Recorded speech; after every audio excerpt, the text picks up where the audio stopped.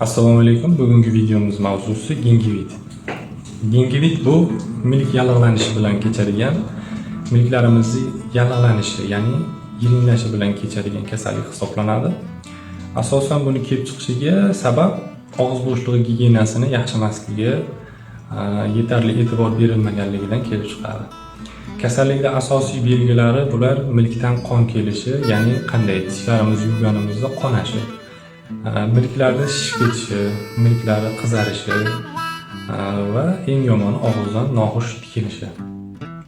Ko'pchilik tishlarini yuvganda qonaganda buni oddiy holat deb o'ylaydi yoki bo'lmasam tish cho'tkasidan ko'radi. Lekin buni gingivitning birinchi belgisi deb olishimiz ham mumkin.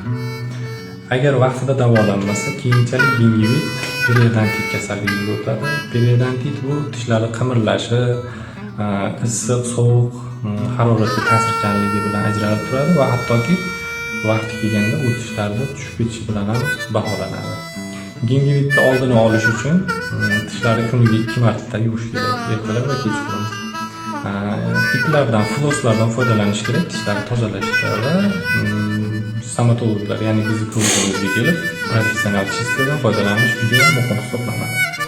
Davolash usullariga kelsak, kasallik darajasiga qarab belgilanadi.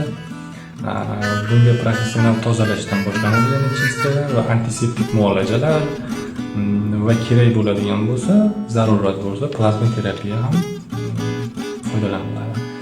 Klinikamizga tashrif buyuring. Asosiy va qo'shimcha tekshirish usullari mutlaqo bepul.